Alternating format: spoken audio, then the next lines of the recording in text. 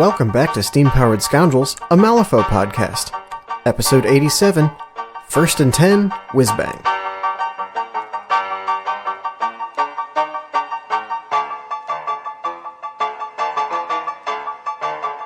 Is it notes or is it... No, it's just a brick... No, an outline. Yeah, my notes are here. Yeah, I don't need to see all that. You wrote things down. You should have seen it. It was disgusting. No, I don't... I feel like...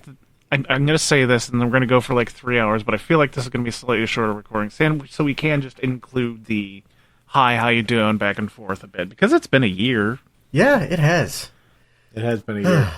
Well, let me get the intro out of the way. Hey, welcome back to Steam-Powered Scoundrels. I'm your host, Douglas Scoundrels, and with me are two other scoundrels, all embearded. I would like to lodge a formal complaint. This opening is at best lukewarm. I was promised a cold one. Okay. To crack open with the boys. I want this frosty, cold opening. I'll contact Raspy then. Frothy, even. So, how have we been? Kitten. Yeah, me too. Mm-hmm. Okay, so life updates. I don't even know. Nate, where's your kitten? Listen, I'm just happy that the cat I have survived, okay? True. Survived? We had a bit of a kitty diabetic emergency last weekend. Oh, no. And it scared the shit out of me. Yeah, that's understandable. Yeah, it was not fun. Was it the large one or the larger one? It was Stanley, the older one. The older diabetic one.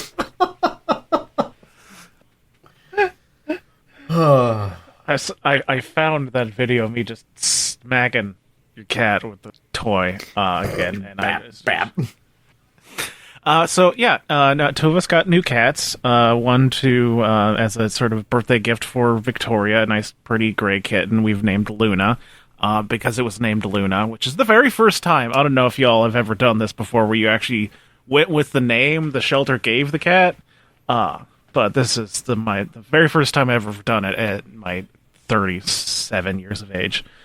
Hi, I'm old. Roman, what's Oh, go ahead, Nate. I was gonna say my cats are, cat. I'm married into my cats, so I've never acquired a new cat on my own. Mm. This is the first time I have acquired a new cat from day one.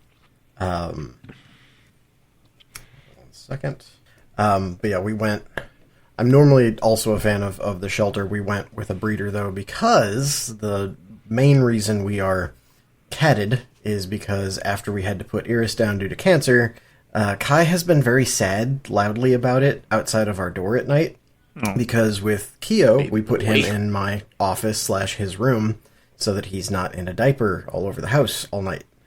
Which means Kai, the most extroverted of the cats, is now alone in giant house. This is the cat where if we take him outside in a kennel to go to the vet, meows because the sky is too big and does not stop. It is pretty big. He's just a big friendly boy. Yeah. So we were like, you need a friend. You desperately need a friend. But you're also fucking huge. So you need a friend that is going to be bigger than your brother, who is, compared to Kai, small, and them playing has caused issues in the past. So Megan was like, we're getting a Maine Coon. I was like, okay, so we're getting an actual human child. Got it. That we don't have to send to college. It'll be fuzzy. You want to borrow one? I got a... I mean, how do they do being alone in a house at night with a cat to play at? That sounds like bad news. Okay, let's not do that then. Okay, so God, I was gonna talk about stuff, and then I completely lost all of it after I hit the record button.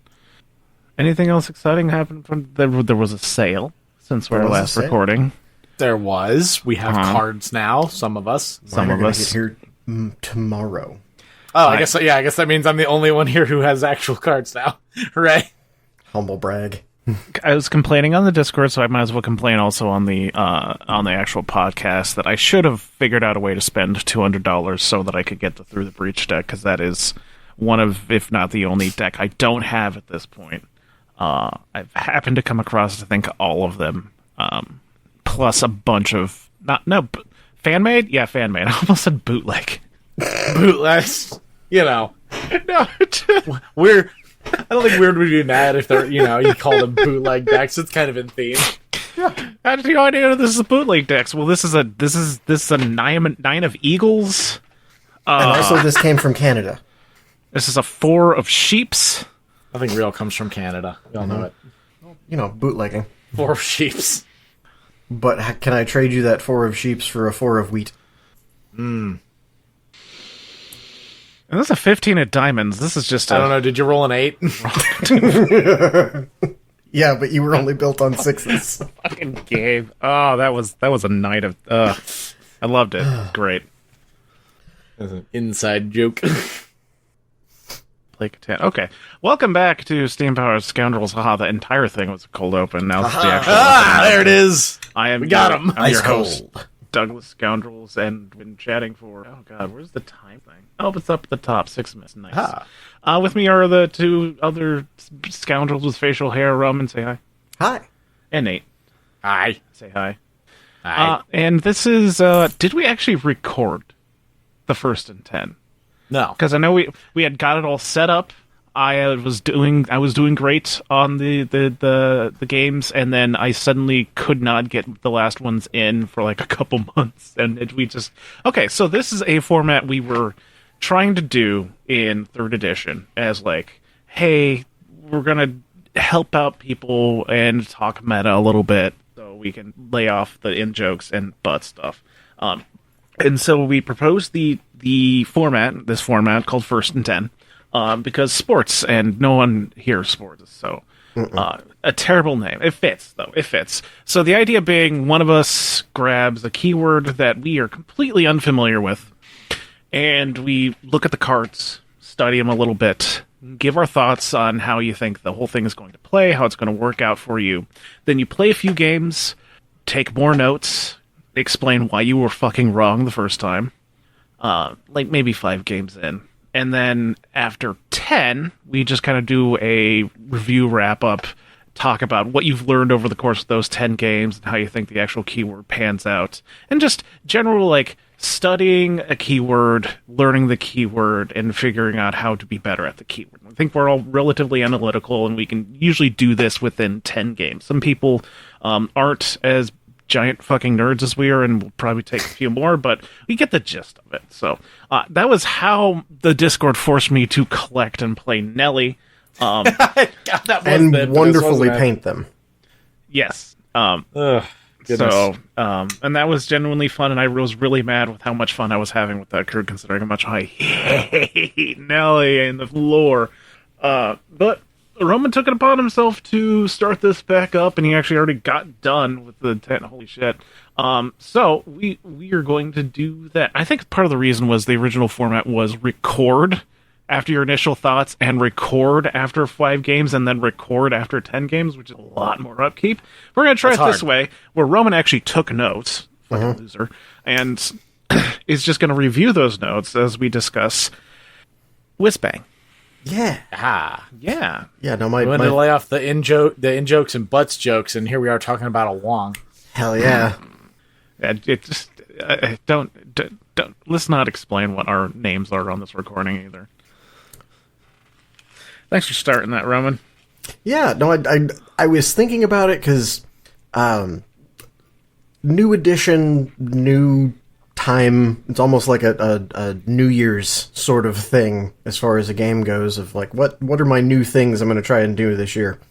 This edition, as the case may be, and we've never really been a deep dive podcast. There's other people that do that; they do it fine, and I was also, if I'm being honest, feeling a little guilty about not getting more best laid plans in, because while that is a super fun and we get good feedback about it format, I've had easier times scheduling D&D games with 8 players. Fuck. Yeah. Damn. Yeah. I mean, the big thing is it just takes a long time. Especially when often they're on Vassal and the people you're having play aren't necessarily super familiar with Vassal. That plus, even if you're only talking like 10 minutes each person between each turn, that adds up. And suddenly that's your whole day. So that needs to be my whole day and 2 other people's whole days. That's So- 3 whole days. Right? Thankfully, we can cheat and double dip them. Well, triple dip them, I guess, technically. Usually, depending on how space-time folds that day. But in thinking about that, I remembered the first and 10 idea, and I'm like, hey, one of the reasons I know that I never jumped in on that after Doug did the Nelly stuff is, at the time, like, all the keywords I really wanted to play, I already had way more than 10 games in with.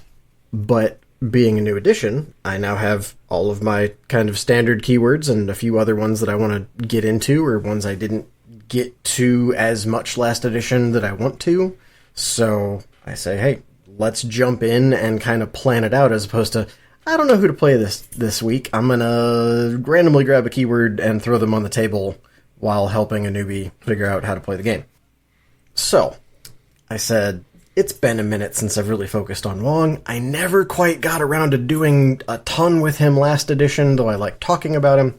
And he was always in second ed kind of my backup for Brewy, because anybody who played Brewy in second ed knows he was great in the games where you could force him to be great.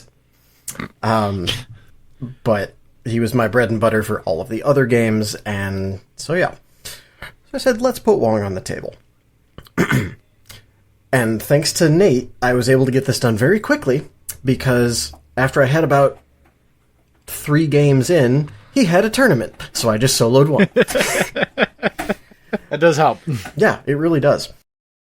So, kind of gonna go through my notes on my initial thoughts over the various things, and I the more I was thinking about the initial format, much easier to plan and get however many of us to talk about it here as Peanut Gallery once, as opposed to 3 times, and that way we are all here, as opposed to me talking into a microphone for a couple separate sections talking about things to no verbal bounce off of. So, let's see. Doug, where you want me to start? With actually talking about... Yeah. Yeah, go for it. Okay. We're letting you run it, because you're the one who did the games. I'm just excited for Wong, because Wong is always like the guy to make jokes about, but it's very hard to get across that we're actually being serious about playing this character and keyword. He's always got like a little cult following, even amongst Bayou players. Uh-huh. Actually, I think that's a good place to start. Both of you, what are your preconceived thematic notions of the Wizz-Bang crew? What do you expect them to feel like or evoke senses of whilst playing? I'll leave a lot of this to Doug, because I also have, I have maybe slightly less Wong experience with you at this point. For third ed. First, the thing I expect from Wong is to say, at least, not maliciously, but what the fuck, a couple times a game. Yep. Reasonable. Yeah.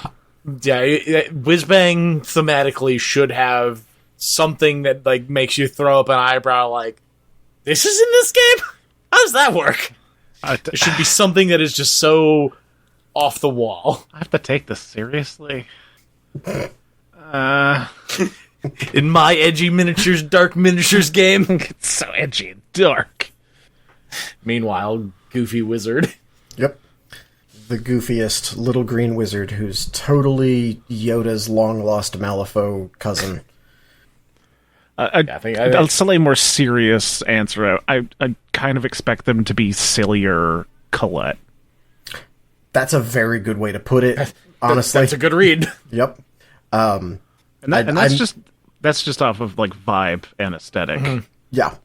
He is legit a magic stage show. The question being, she has real illusions that she sprinkles into the show and does just sleight of hand.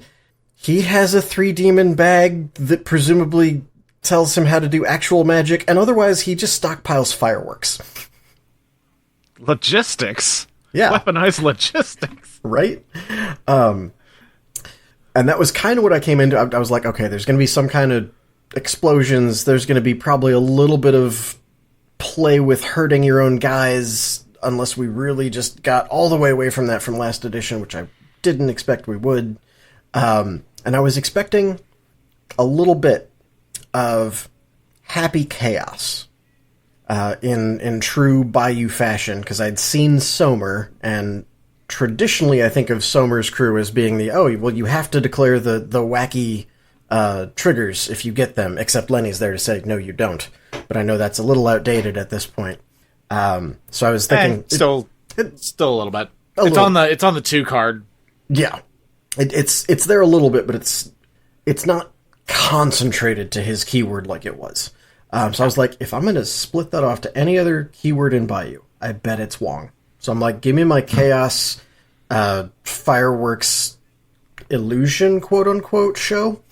And reading over the cards initially, not too far off.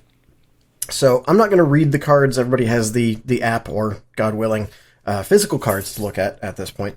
But I'm going to read to you my thoughts as I was initially reading through the crew cards, at least.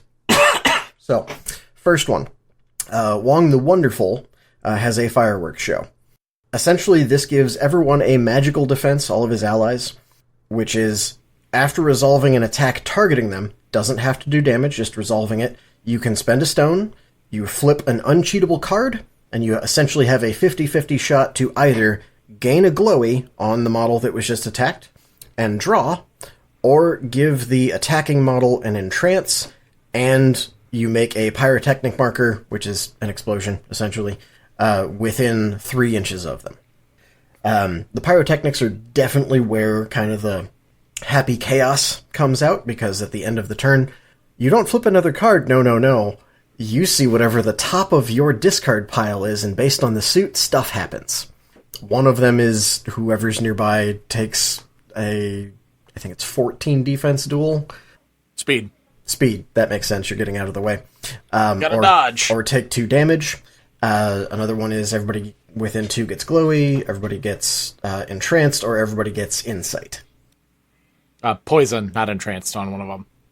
The crow is poison. Okay. Where am I getting entranced from? I don't know. There's some entrance sprinkled throughout. Yeah, it's not the most common thing, but it's on some of the cards. Yeah. It's a little bit of it's a spice flavoring that does kind of lean in that this is kind of Bayou Colette, guys, we promise flavor. So with that's again, magic defense, everybody gets it on top of whatever they get. Your allies also all get fast cast, aka run and gun for sparkle attacks. And your uniques get a signature to make a pyrotechnics within 6 inches, and all they need is a 4. So immediately I'm looking at this going, all right, we're going to be fairly pyrotechnics focused in this version of the crew. And we're going to be kind of long range, because with fast cast, I'm expecting there will be a number of people with magical sparkle attacks with which to get extra range and do damage. Maybe this version is going to be more like Bayou Magic Parker, which would be its own kind of interesting visual. Mm-hmm. Jumping from that to the Enchanter's Crew card, the Wise Words of Wisdom. With Wong the Enchanter, everyone can instead stone to turn damage from any pulse into healing instead. I will tell you right now, future Wong players, you will forget to do this. So remind yourself, circle it on the card, something, and also tell your opponents you can do this at the beginning of the game. They will forget too, and you'll still get to do it, but tell them you can do it at the beginning of the game, or else they go, oh no, what? Play this into Brood. Yes. Nikima hates this one trick. Yeah. It's a lot of things. Nice black blood, idiot. Be a shame if I found it delicious. Ah, magic components, just what I needed. Suddenly, healing potion. Other thing they have is they have Zoom and Boom, which is kind of like Fast Cast, except you get to do it for non-general tactical actions. So you can charge and do a tactical on the back of your card or on the crew card off of that charge. With the caveat of if you would gain movement from that tactical in addition to the charge, you don't get to do that. So, very important. Very important to remember that. Yes. And then also uniques get a signature here to make a pyrotechnics within 6 inches into a scheme marker. And then they will deal 1 damage to all models, including their own, in pulse 2 of that marker. Hey, look, a pulse that is doing damage. Oh, wow. Aha. To all models. This also has a stone trigger to summon a flying piglet, 3 of which are his totems. Behold Bayou Colette. Importantly, you don't summon the flying piglet on that marker. You summon it in range. So you can essentially go, well, that marker over there in 6 is now a scheme marker. 12 inches away from that, directly on the other side of me, is a new piglet. Just poof. So that's an interesting thing that definitely I did not think about the first couple times I summoned the piglet. It was definitely like, oh, that needs to be on the marker. You will do that. So, initial thoughts after reading those two. Wonderful's crew seems more joyous chaos, as I wrote it down, with a bit more of a direct aggression flavor with fast cast, while Enchanter's seems more utility and durability with zoom and boom plus range schemes with their crew card signature. So that seems wackier, but less deadly, are my two kind of flavors expecting of the crew sides based just off their crew cards. Either of you have any thoughts you would add to that as I said them? Yeah, it seems like a pretty honest assessment for like a first read. I completely forgot he's supposed to be a marker master. Yeah, kind of. I was one of those 10 games you had. Yep. In my experience, and this will go further into how this ends up probably going, is that in the end, unless you're doing something like reshape the land or something, like the markers are so incidental to how the crew plays, you're not focused on them mechanically. Okay. So that's why it kind of doesn't feel like a marker crew. I actually had a thought that I don't think was mentioned. You've got a Soulstone ability on both crew cards that do different things that feels a bit weak for a Soulstone ability, but that's my first impression. I had the same thought, especially on Wonderful. Like a Soulstone to summon, not bad. Especially one that any of your uniques can do. Cool. I haven't even looked at the totem yet. No, I was talking about Warming Glow, but yeah, also the defensive ones. Oh, yeah. Yeah, I find the pulse to be situationally, the pulse heal to be situationally better. But it's just because it's a nice option as opposed to, like, always needing it every time.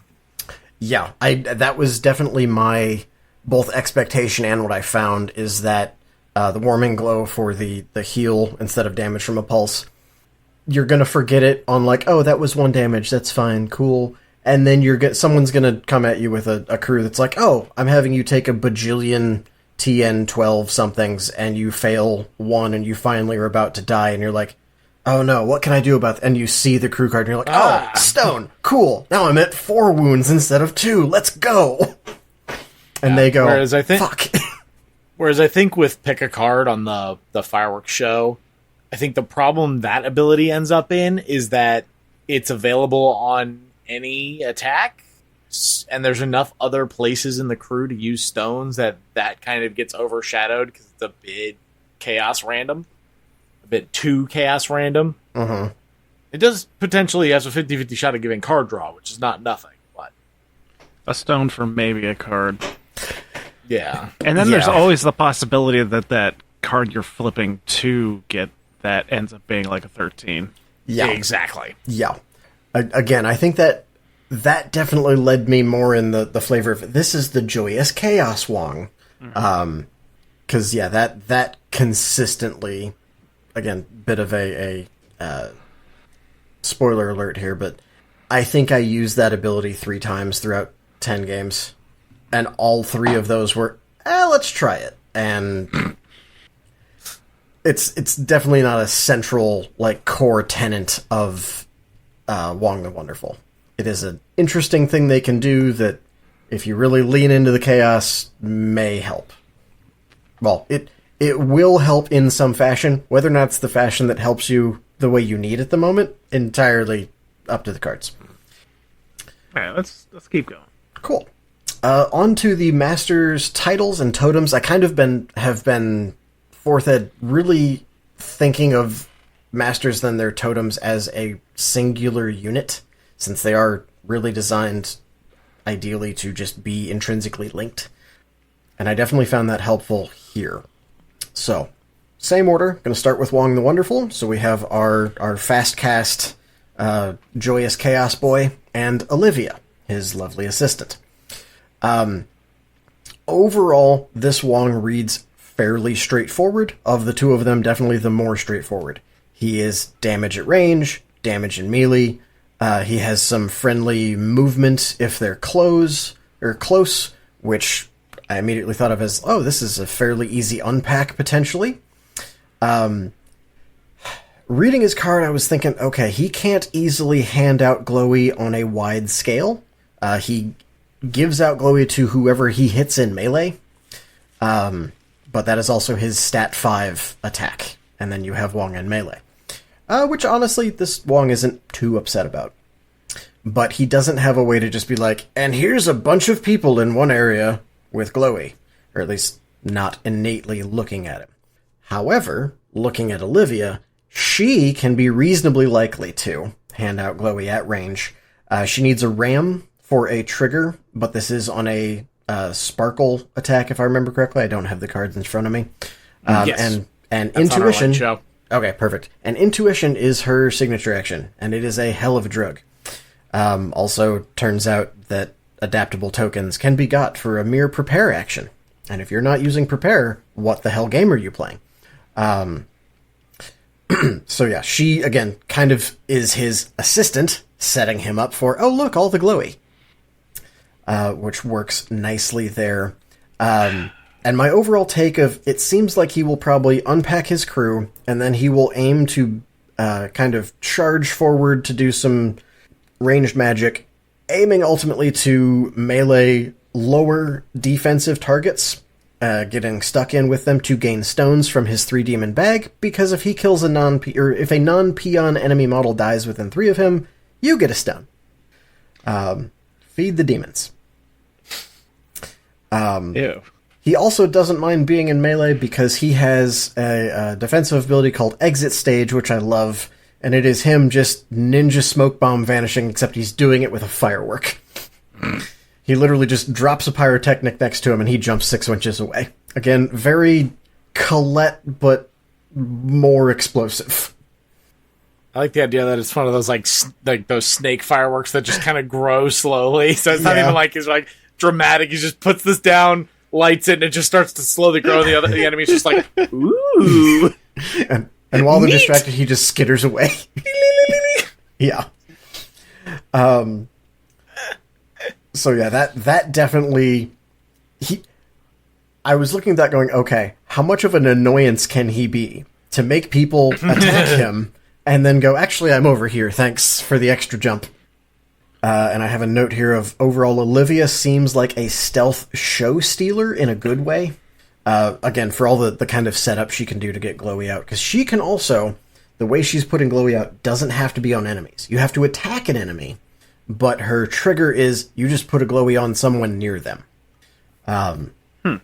Again, well, the trigger's a pulse. The target and yes. models within 3 of the target gain glows. That has a lot of potential. Yes. That is the AoE glowy I was looking for. But again, overall, looks more straightforward, more let's do some damage and move friends up. Let's go. Wong the Enchanter, though there are some who would call him Tim? Tim? Which, if you do not make some kind of joke about that as the name of your crew with him, you are legally obligated to, or Waldo will hunt you down in a forest. He told me this himself. I got burned out on that movie in high school, and I'm still a little bit gun shy about referencing it. Sorry, that's my problem, not yours. Yeah, that's fair. I understand that burnoutedness. Honestly, I don't remember the last time I watched it, but like the reference. Mm-hmm. You got it. Yeah, exactly. So looking at him, he still wants to be center stage like Wong the Wonderful does, but not quite as up in the action. His attack, he only has a ranged sparkle attack. It's called Sparkle Bomb. And it seems pretty good if you can push through the rays, because that one is, if I recall correctly, you're doing some damage, you're giving glowy to the target, and for each raise you give out glowy to another model. I think it's within 6 of the target. No, it's within range of Wong. Okay, so within range of Wong. So again, fairly large area, because that's a 8-inch. 8-inch range. But again, for a master action, like 2 damage that doesn't get raises for damage, and you're handing out glowy to one thing, maybe to more, is that the best use of his time? And actions, especially if you're going for the raise, there may be better places for those high cards. So, not that it's a bad action, but reading this I was like, okay, let's see what else he does, because that doesn't especially jump out to me as, oh yes, this is what I want to be doing. On the other hand, his tacticals, which he can do on the charge, are pretty great. Chain Fuse seems amazing both for enemy card drain and scheming, especially off of a charge. This is, I run forward, I drop a scheme marker near you, and you do I think it's again speed 12. Yep. Cool. Or take 2 damage and a glowy. And a glowy, yes.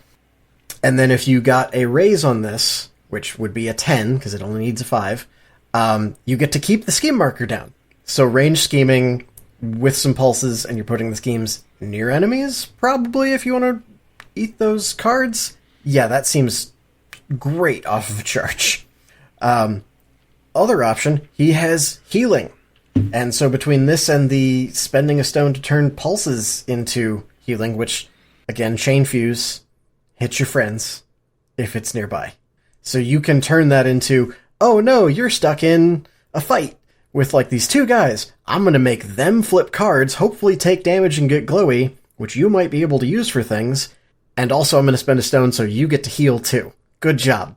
And also gain a glowy, which you might be able to use for things.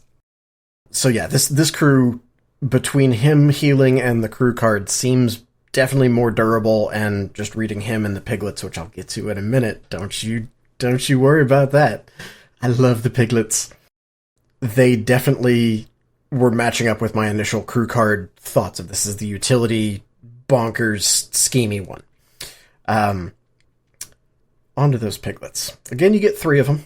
They are insignificant because they are but undead flying piglets. But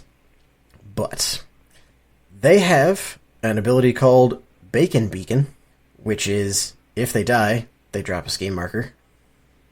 That's Fireworks Mule. Oh, I'm getting the name wrong. Okay. So yes, if they die, they drop a scheme marker or a pyrotechnics, if I remember correctly. Yep. Mm-hmm. That's their demise. Bacon Beacon is not allies, but friendlies. Can take tactical, non-general tactical actions, drawing range and line of sight through the piglet if they are within 8 inches. That's awful. All of your allies can do that off of a charge. So if they start a charge outside of 8 inches, charge, and then do that within 8 inches of the piglet, your tactical now has 8 inches to the piglet plus whatever the range of your tactical is. It's a thing. Yep. It is like a third of the board. It is one of the abilities of all time. Yep. So yeah, that's pretty spectacular. I did not get to actually put into play, like, hey, let's look at versatiles and out-of-keyword things that you can do this with, because that one isn't ally for the piglet. That is just friendly. But I know Nate and I were talking about it, and the list is long and funky. Yeah. I posted a number of my thoughts in our Discord of models I think would be interesting to run into this crew, just as like a one-off. Yep. Even out of keyword stuff that would be just kind of insane. Like, did you know that Fingers has secret passage? Yes, he does. Yep. Yep. Would you like a 21-inch jump? Those of you that are terrified by this. They are extremely easy to kill. Yes, so, they are. Oh yeah, the That's defense your 4, counterplay. 3 wounds. Yeah, very easy to kill. But resummonable, and you get a ski marker or a pyrotechnics on their death. So And a stone when they die the first time. and a stone, which you can just make a new piglet with. Yep. The one thing I'm not a fan of on them is their tactical of that'll do pig. This is their own specific version of one of the things that's on the, like, so many of the other totems. I forget if it's I'm missing the names. Resupply or the other one. Tap the ley Yes. line. Yeah, it's their version of Tap the Ley Line. But just like Tap the Ley Line, you spend a stone, but you also kill the piglet, and you don't get the stone for killing the piglet. So this is kind of a 2-stone version of Tap the Ley Line. I feel like they... Yeah, I think they could have either taken off the stone cost, or say, hey, you still get the stone, so this is effectively it's just kind of awkward. You also can't do it if it's a summoned piglet, so... Yeah, so you only get to do it with one of the original 3. It's just kind of awkward. I think I did it over these 10 games once, and not all 10 were with I don't know that I've ever Enchanter. used that ability. Well, and again, it was an early game where I was not managing my hand well because I was still figuring out where the cards needed to go, and I was like, I need cards. This piglet's not doing anything else for me because I was stupid and hadn't thought out how to best use them for that game. So, hey, look, cards. Fair. That's cool. I would have assumed it was just a case of, hey, this is how you can use them to emergency drop a ski marker, plus you get a little bit of extra on it. Yeah, that is true. You do get the ski marker out of it, which is nice. Yeah, that probably goes towards the cost of it. Yeah, that was my figuring too once I put that together, because it definitely wasn't a light bulb that went off immediately. But yeah, that was it's got to be figured in the cost for sure. Either of you have any thoughts on the titles or their totems? I think when you were talking about Enchanter, Wong, you spend a lot of time on Chain Fuse, but you can't forget that on the heal, you also, if you get a raise, you get to place the target within 6 of their current location, which is huge. That is true. I forgot about that.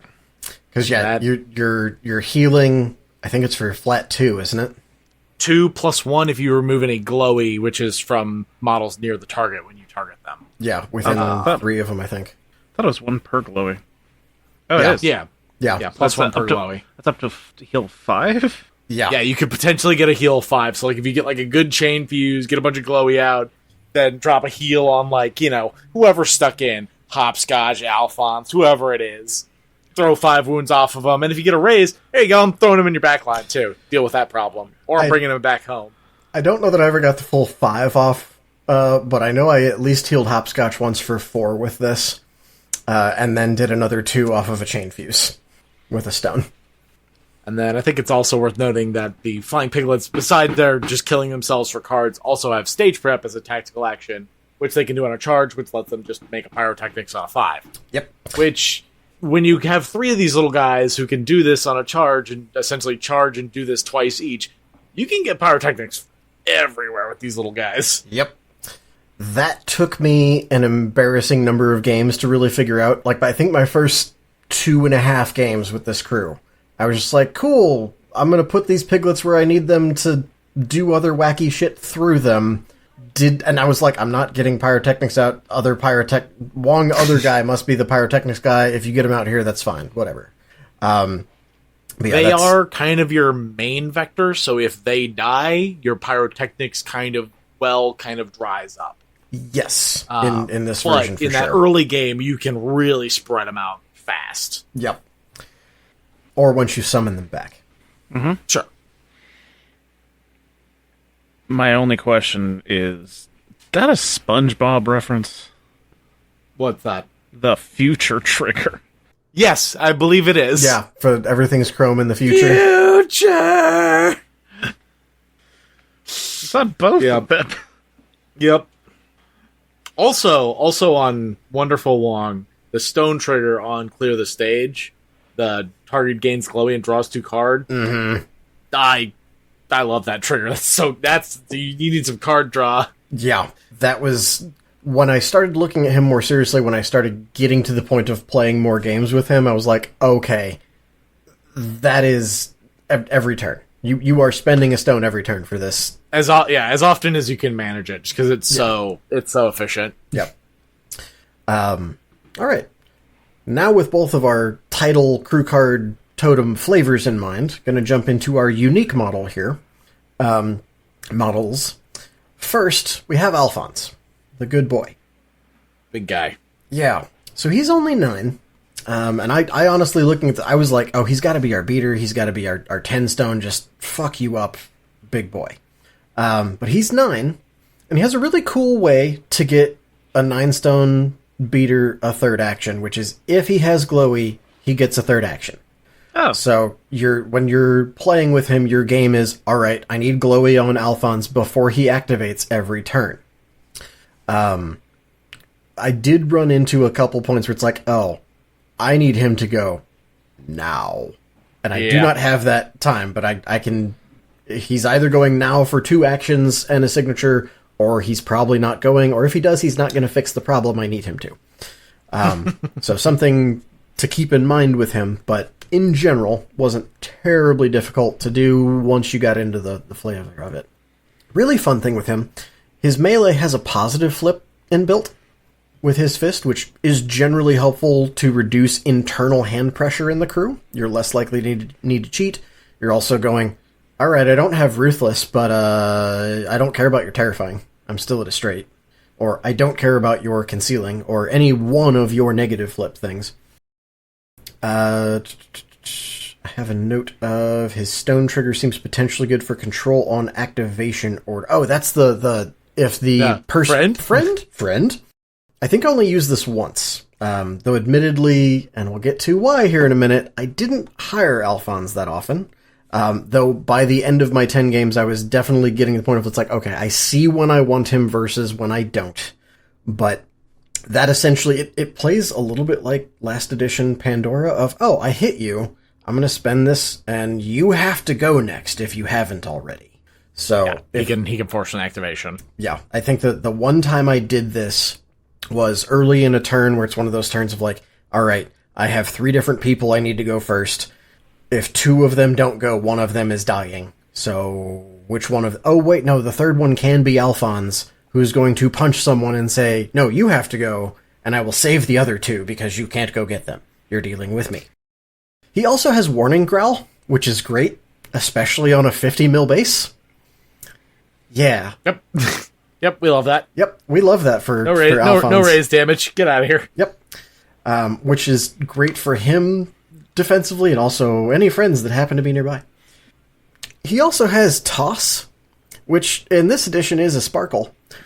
But again, if you take him with Wong the Wonderful, you can charge and do sparkles. You sure can.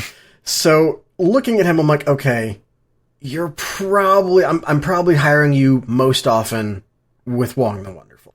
And I found that I did for this. My note here is, on paper, he seems very solid, but not amazing. Especially compared to our dapper boy, our 10-stone frog, Hopscotch. Big boy. Yep, which, by the way, if you aren't building him with a monocle and top hat, what are you doing? Stop it. Go get therapy. So, he is a 10-stone, and a very dapper frog. He has no way to get a third action, but he seems very good despite that. And especially since I just said everything I did about Alphonse, he's got to be real good, right? Well, it turns out he has a 4-inch melee, because his tongue is super long, that not only hits for base 3, but it places you in base contact with him. Which brings me to one thing I learned very early on with him. Don't attack things that have made to kill. Yeah, don't attack made to kill things with him. Yeah, it's a problem. That's a bad time. Specifically a Hool. Because that's not a May. He has to place you in base contact. Yeah. He doesn't lick you from afar. He grabs you with his tongue and pulls you in. That tongue is very sticky. Yeah, I was playing one of my locals, Blake, and he brought a Hool, and a Hool happened to be in front of my frog, and I was like, well, you're the big problem. I'm going to go after you. And he just healed off hitting me. That's a bad time. Yeah, it wasn't a good mid-board matchup. But yeah, so he's hitting pretty hard. Offensive movement is always good. Doing damage with it is better. His tactical, because he only has 2 actions on the back of his card. He's got that attack and his signature tactical, which is Lurching Hop, which is only once per activation. So you don't want to Black Joker it, and you need... No, it's not. It's not? It's not. It might have been in an earlier version, but it is not. Hang on. Looking at it right now, baby. I'm trying to think of what I'm thinking of then. It might have been an older iteration of it. Maybe. But maybe. That is not once per activation. I believe that it's not. I'm just trying to think of what I'm thinking of then. Are you thinking of the stone trigger on the melee? Yes, that is what I'm thinking touch. of. There, Yep. Okay, there it is. I'm like, something on his card is once per activation. That trigger is really good. Yeah. No, I think that trigger is why he doesn't have a way to do a second or a third action. Because the way he wants to play is get as many people into base contact with you. So often what I found was the best turn with him is I'm going to charge into base contact with somebody. I'm going to hit somebody else with that charge to bring them into base contact with me. Then do that again and spend a stone on the second attack. So now all models in base contact are dealt 1 damage and gain a poison token. And the earlier you can do that, the better, because poison doesn't go away. Yeah. Yeah. Yes. Anyway, Lurching Hop is a 4-inch leap, but he's on a 50 mil base, so it's still kind of a leap. It only needs a 4 to go off. And after he places, all enemy models within 2 need a 13 speed duel, or take a damage and be moved up to 2 inches. So you have 2 instances of offensive movement here, more ping damage, and he has Shrug Off on a ram on that. It's not built in, but if you happen to get, I don't know, slow on him, which I think did legit happen, I was just like, no. Jump. Nah, I'm fine now. Also, I totally skipped over the front of his card. This bad boy has 13 wounds. Don't turn your back, again on a 50 mil. Resilient, so you're skipping the first raise. And Toxic Invigoration, which is when he activates, he can remove a glowy or a poison from himself to heal 4. Seems kind of good. He is a very frog. dapper man, frog person. Let's note, don't turn your back on a very survivable model who is pulling you into base contact as much as possible. Yep. You are not interacting. Yep. Do not pass go. Do not collect $200. Stay with the frog. Yep. I honestly, playing him made me essentially think, oh, this is what it's like to put Cassandra on a 50 mil base. To keep with our Colette parallels here. Yeah, no. Frog. Yeah. Cassandra's pretty, Frog is dapper. Cassandra is deadly, Frog is poisonous. It works. Also, that hop is a tactical. Mm-hmm. I'm waiting for you to say that. So he can do it through a frying piglet. So that 4-inch place is actually 8 plus a 30 mil plus 4. He just kind of base size. Yeah. So he's just gonna be like, "Hi, I'm right up on you immediately." Kill the flying piglets. Yeah. Kill the flying piglets. My usual turn one, once I figured out that you can charge and get pyrotechnics out with them, was charge and prepare to shield. Yep. And then usually get them like behind cover or concealing or something. And that usually was enough to make sure I had at least a couple of them survive. So, he's already tanky, and then if you put him with Enchanter, which you want to so he can do the flying piglet hop leap, there's, as I mentioned, plenty of healing in that crew.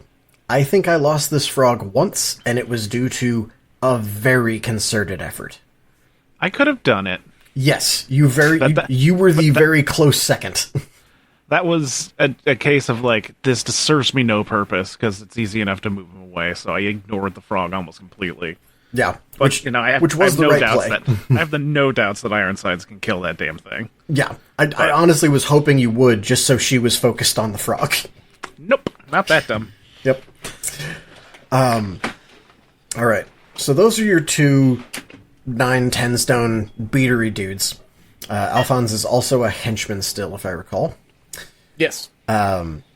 think he's the only one. He is the only one, which I thought was weird. I was like, we need like another... I would like another Wizz-Bang henchman, please. Yes. Even if it's Houdini. Like, I would take Houdini as a henchman. And then he would also be a henchman in Brewy, too. That's true. Yes. Magic Gremlin on Magic Frog. So next, on our unique models. I think you hire this before you decide which version of Wong you're bringing. I know who you're talking about. It's the Pigapult, baby. God, they cooked when they wrote this one. Yep.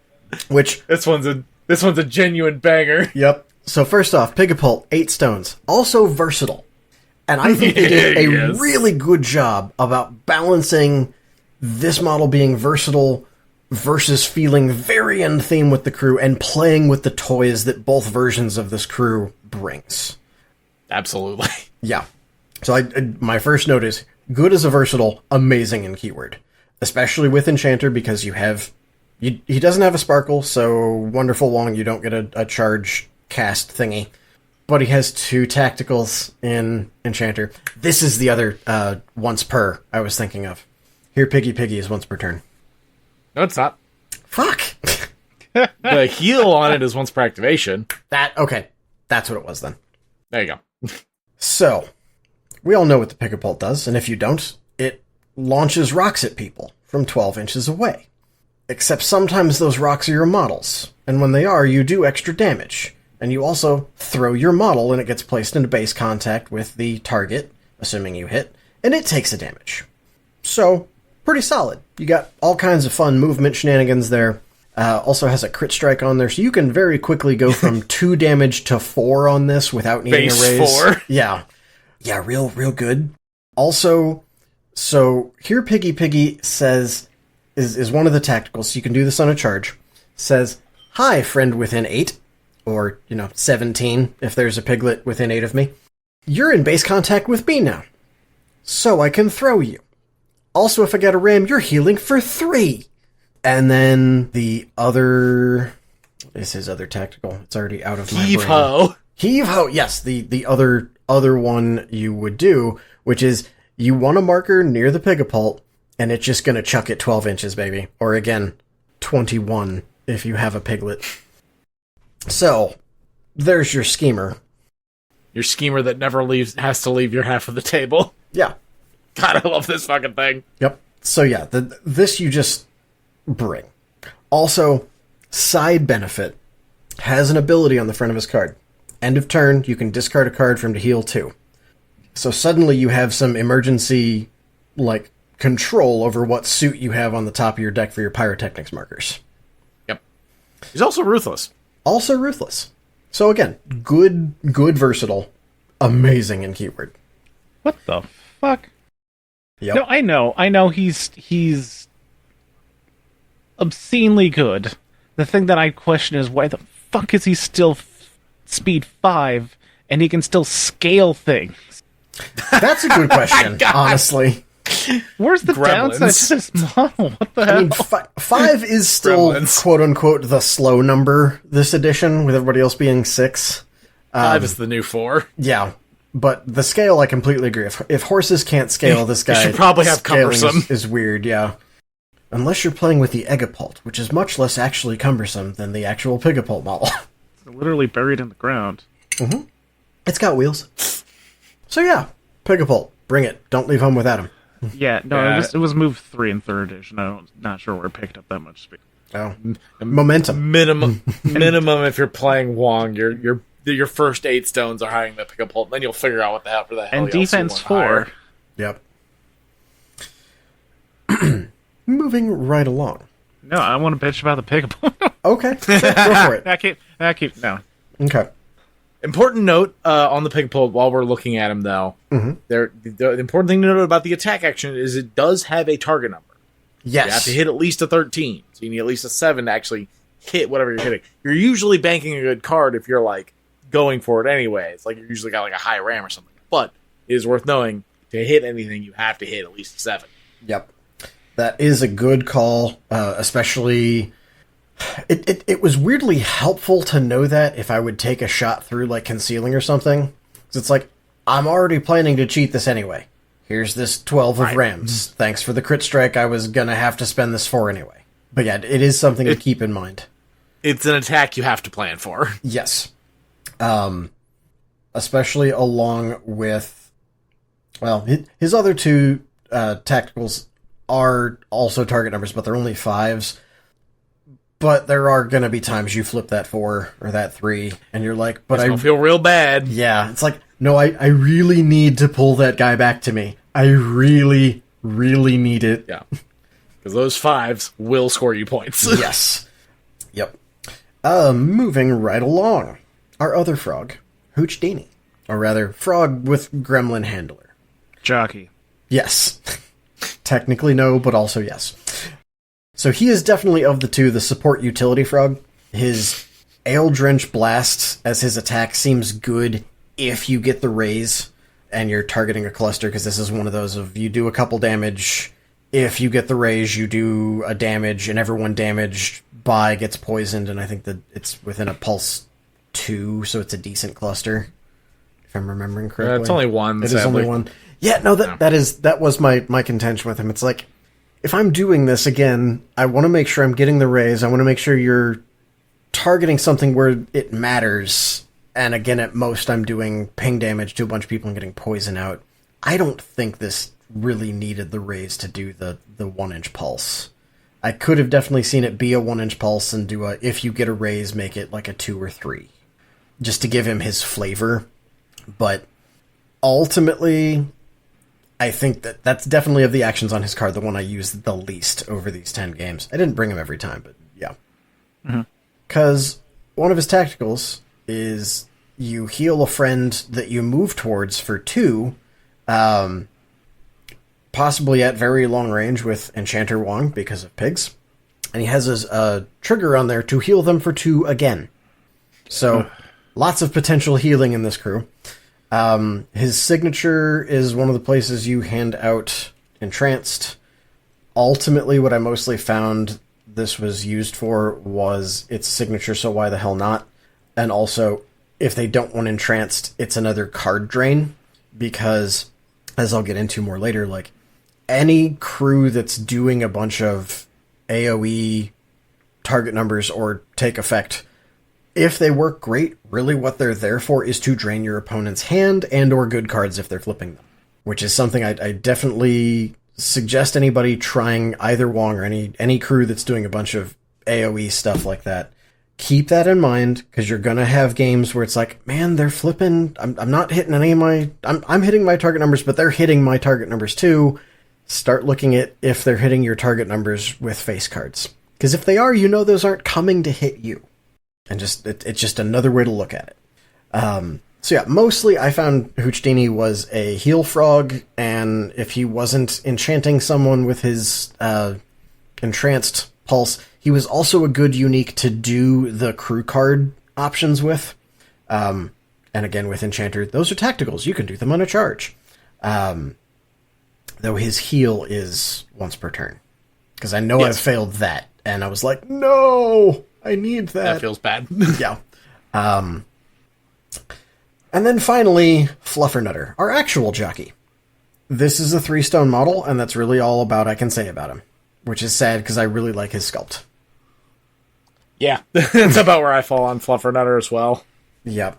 I don't know if this was just a design of we're trying to make all of the third ed starter box, now the versatile boxes, into a certain stone number fit, so you have an expensive, medium expensive, and then a couple cheaps, or what, but he didn't end up well on that process. Poor bunny.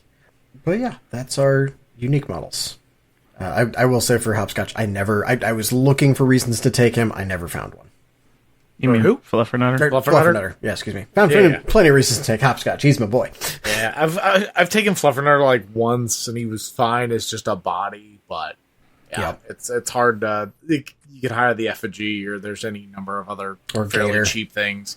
There's other good cheap models in the crew, like 2 more stones, you get or 1 more stone, you get a lightning bug. Like, Yeah. I don't know.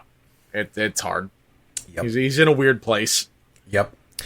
I do want to go back to Houdini because there are a couple notes I have on him as well. Yeah. Because his front of card actually is kind of the more interesting part of him. That's fair. His actions are fine, but the two things that are nice about him is Nightcap, which is during the end phase, he can discard a card to move 5 and give other models within 1 poison token. That's fine, but also that gives you control of your pyrotechnics. Mm-hmm. That's another one you can use to be like, I want this suit for whatever my pyrotechnics do. And then the other one is his total power. When he does an action, he can discard glow or poison to increase the range of that action by 4 inches. That's any action. That can be an interact action at 5 inches. I never had a point where that came up, but I had recognized that after like my 7th game with him. I was like, hang the heck on. That's not an action on his card. That's action. Yeah. Wonderful. The actions on the back of his card belie his actual utility, in my experience. Almost like he's a little illusionist frog gremlin wizard. A little Houdini. Yeah.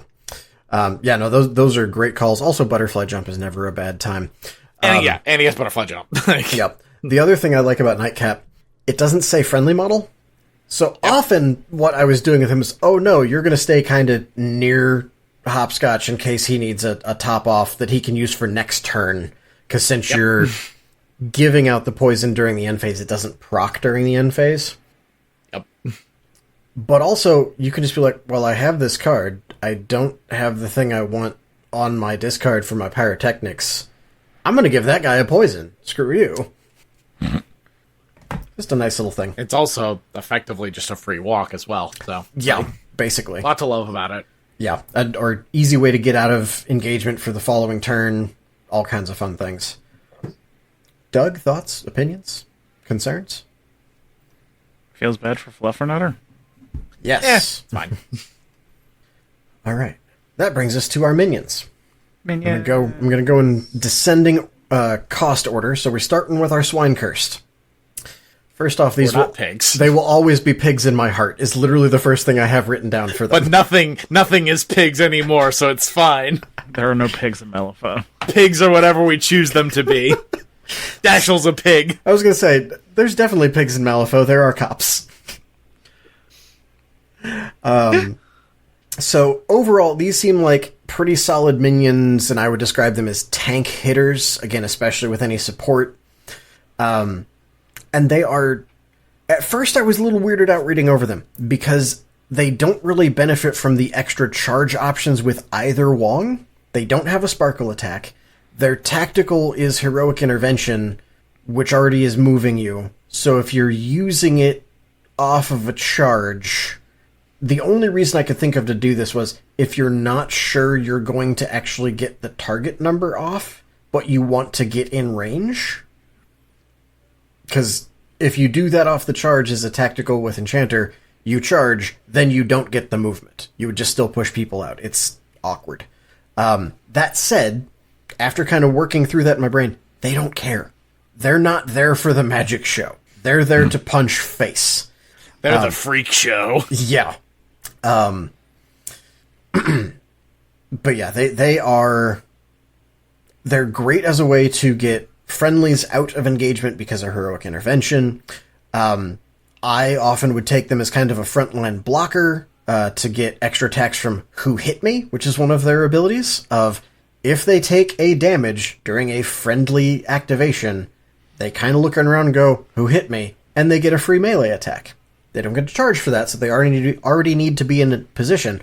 But you know who moves people and hurts them? The Pigapult.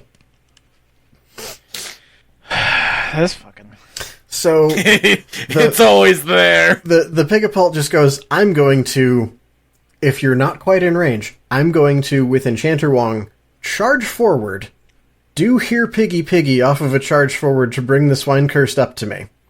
Launch the Swine Cursed for a base 3 damage plus an attack from the Swine Cursed after the fact. It's a good time for not your opponent. I will say often, base if you... 3? So on the Pigapult. It's 2 on the Pigapult plus 1 because you're hurting your own guy when you throw somebody. Oh, right. Sorry, I thought you were talking then if you get a about ram, Swine it's Curse 4. attack. Yeah, no, the Swine Cursed is base 2. Unless they or you have a glowy, and then you have a built-in trigger to say, actually I do plus 1 damage and it's irreducible. Admittedly, if you are tossing them, they are actually giving up a damage because they do +1 on the charge. But that's okay. Because, I pretty much always found myself hiring one of these guys unless I had a very good reason not to. And the Pigapult was their delivery system. The hard part in some cases is supporting them after they're up, especially if you are kind of alphaing them onto something. Because then, depending on when you are in the turn, they're going to get punched back a lot. And while they have defense 6, if they don't get a glowy on themselves, which they can use to reduce damage by 2, though not down to 0, they will fucking die. You will have some green bacon. Your defense 6 and +3 wounds on the cost. Yes. They tend to be a bit of a suicide resilient. bomb, but they're going to make the enemy put some work into them. Yes. Yeah, for a cost 6, that is plenty resilient. Yeah, absolutely. That is not a weakness at all. Yeah, no, it's not it's not a reason I would say they are bad. It is something to watch out for if you hire them, because if you launch them, they don't flip well, and then you just kind of fed a model as a speed bump to your opponent. You feel bad about it. So when you launch them, make sure you have a plan to support them after the fact. But we'll get to that in our following models. You just need to make sure they're in the right spot and going in the right order.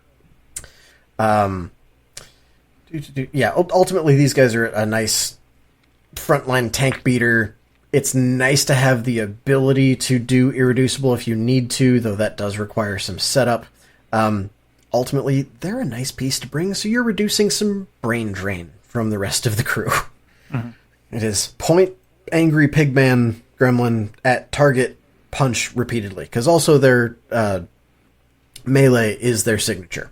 So, very, very nice for a 6-stone beat tank. Bowcore.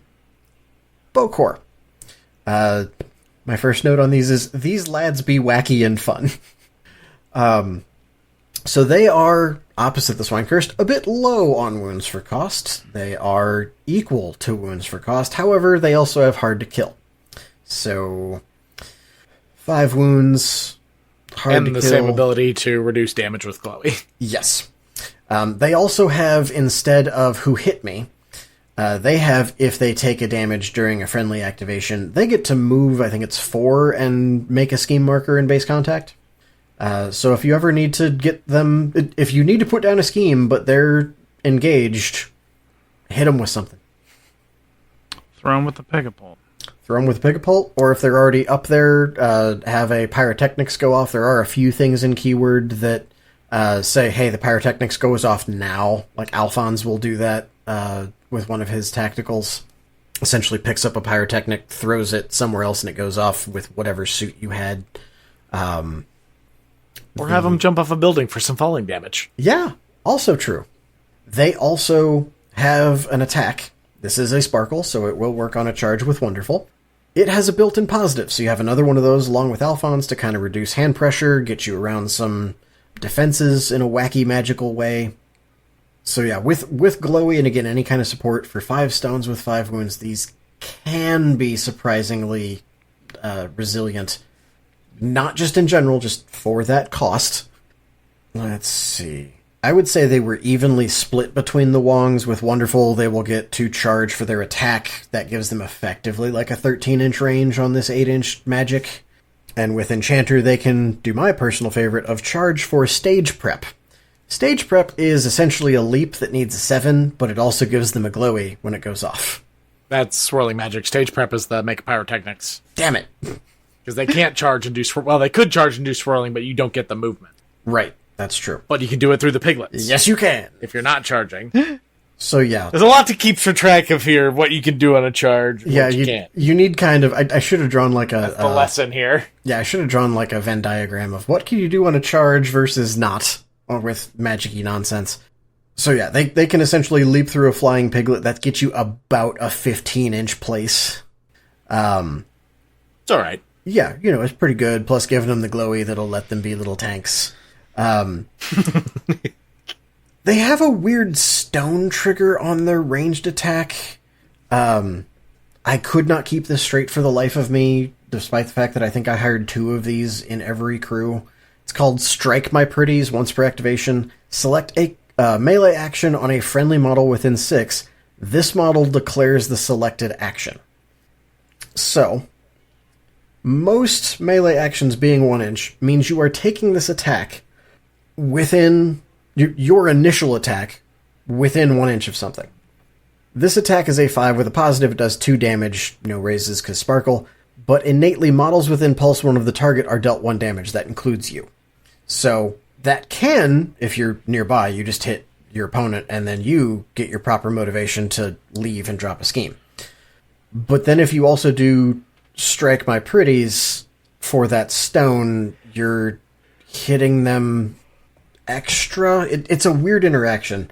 I think the one time I used it to good effect was I gave them Hopscotch's tongue. Yeah, that was the first thing I thought of. Was yeah, same here. Yep. You don't care about adjacency with 4-inch reach. Yep. Alphonse isn't bad for it either because his is a 2 inch and again has 6 positive. Yeah, 6 positive on it. But yeah, that's a weird little tool they have that can help you, but it's, I think, probably the hardest part of their kit to use. The rest of it really just kind of falls together.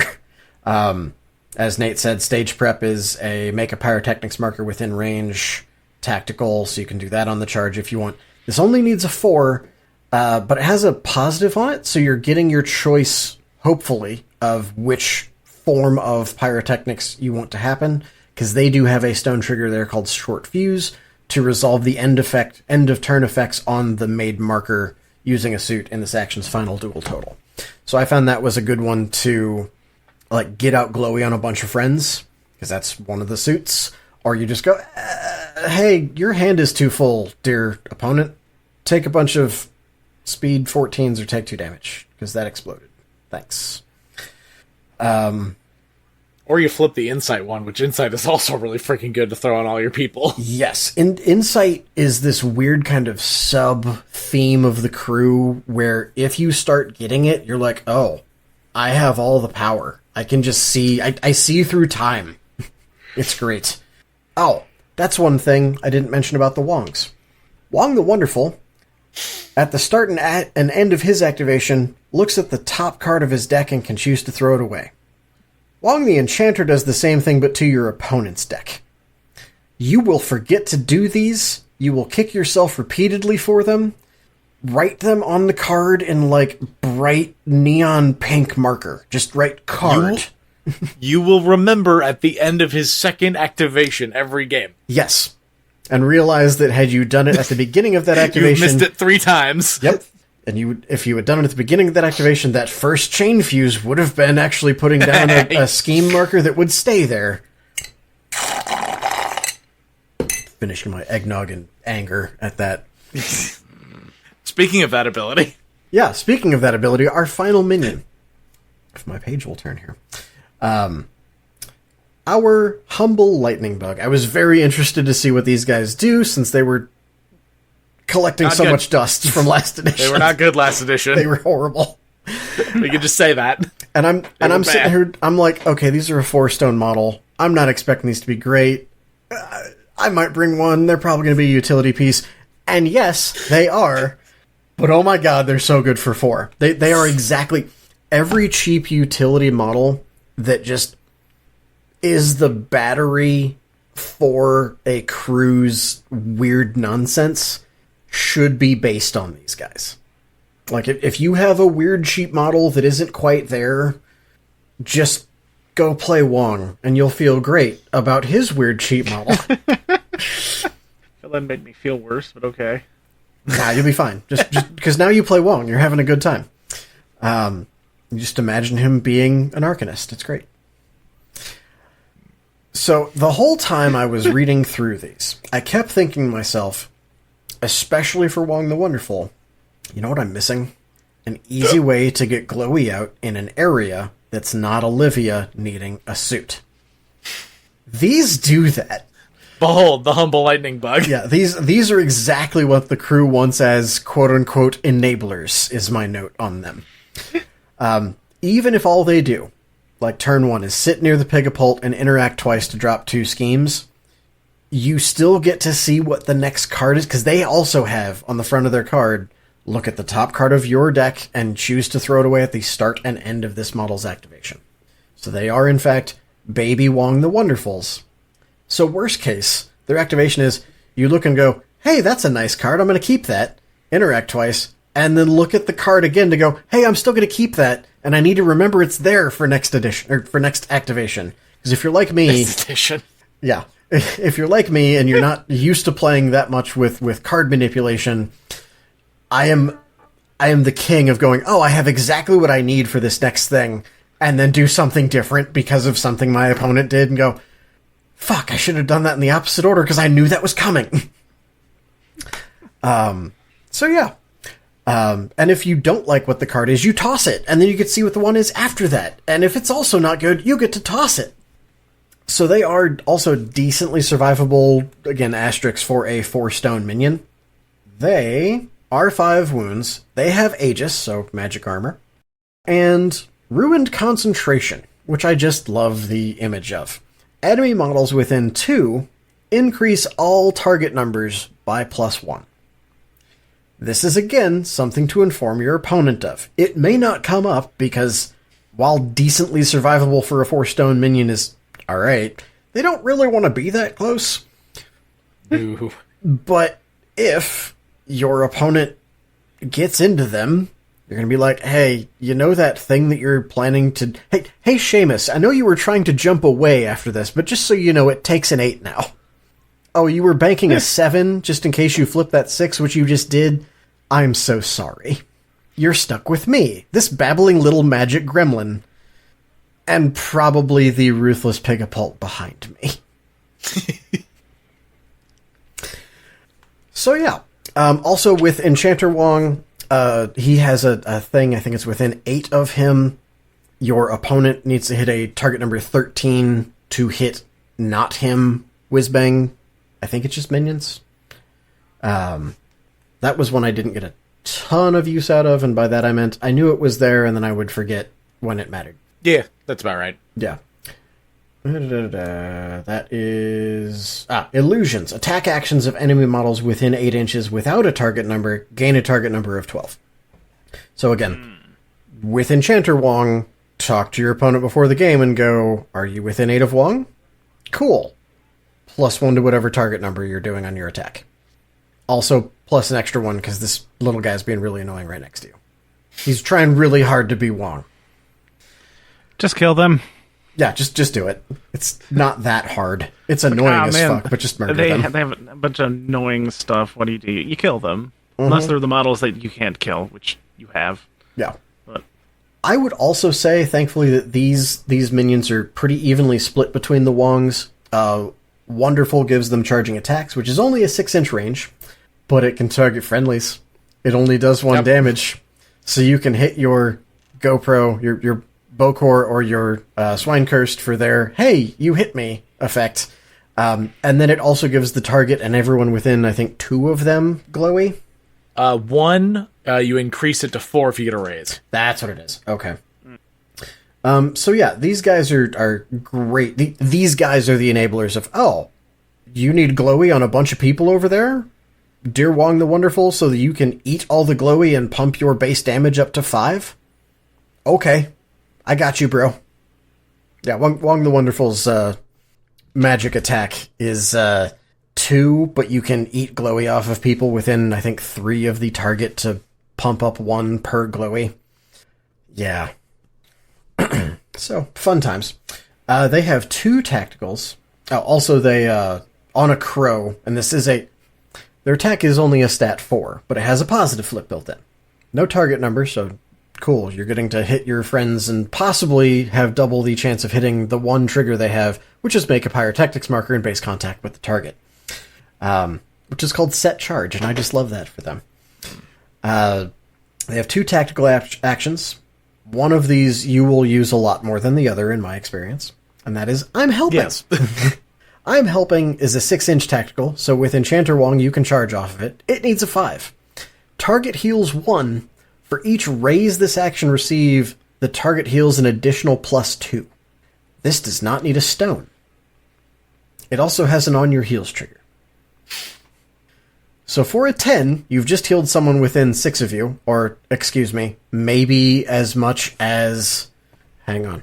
You can charge off of it, so move 6 into 8 inches of a piglet. Into another 6. Plus the one for the piglet, yeah. So what's that? Like 21 inches for a 10? It's most of the board, depending on where the pigs are. Yeah. And then if you happen to Red Joker this, you just healed someone for 5. And still get on your heels. Which, again, if you're doing this through a piglet, you just jump the whole fucking board. Where are you getting the extra skill from? Extra skill? You said Red Joker it heals for 5. Red Joker gives you an extra raise. Oh, I'm more mad about how much obscene healing this is when a lot of people have to pay like a fucking stone for 2. Yeah. This seems unfair. Yeah, the trick for this is for 3 you need a 10. And while that sounds really good and is, you need a 10 for a lot of things in this. Again, with Enchanter especially, where you would get this nonsense obscene range, that 10 is the question between, am I healing someone for 3, or am I getting a scheme down that's causing a bunch of tests or take damage, and the scheme stays? Oh no, you have options. Yeah, that's going to be one of my notes I bring up, because this is the last model I'm talking about, of the first 5 games of this crew were a learning curve of figuring out where to put the cards I needed at the right time. Mm-hmm. Unfortunately, I don't really have a flowchart for that, because that's going to change based on matchup and board and everything else. So there's no right answer. Yeah, just kind of play with it and figure it out. Anyway, before I get too far into that, let me finish up my notes on these wonderful little lightning bugs. Oh my god, there's more. I wrote a whole page on these guys. We're an hour and a half. I know. I'm most of the way through them. Their last tactical was the only thing I wanted to call about. It's called Tampering. It needs a 3, has a positive, and you are targeting a friendly pyrotechnics marker, and you can make it go off using one of the suits. So they're the other way you really just lean into the pyrotechnics of, they're going to go off all the time. Oh no, I lit the fuse too early, boss. But yeah, they are squishy and cheap enough. I probably want to, if possible, without giving too much needed to play the core game. If anybody remembers the episode we had about the St. Louis tourney, when Doug and I played, I brought 3 of them, because I was just nonsense. Okay. All the little guys. You're very lucky that there was a freaking railing on that building. Right? Yes. Very lucky. They're size 1. You couldn't see them. Uh-huh. From a model that can fly. I tried to do it through the pig. Oh, right. Yes. Through the flying piglet. Yes, because you were doing Amina obey stuff. Which is an obey is a great way to completely fuck with this crew. I highly recommend. Yes, it caused me all manner of disconcertion. So, that is the base crew as far as the whole keyword goes. I will say that the short version of my first 5 games with them, like I said, was figuring out where to put the cards when I needed them. I will also say my first 5 games in, I did not touch Wong the Wonderful. They were all with Enchanter. Because I was just like, I'm a weird case. I'm the one going, give me the weird complicated nonsense. I want to see how many knots I can tie it in, and also my brain to figure it out. Whereas Wong the Wonderful was like, yes, I will run forward and murder things with magic, and maybe a knife. Teehee.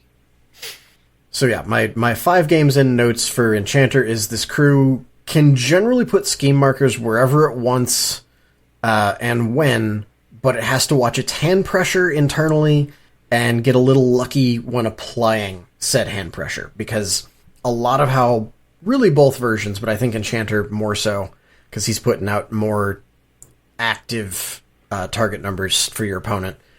You are playing your hand for hitting target numbers and hopefully getting raises where you want them. And also for, your attacks, your defense, etc.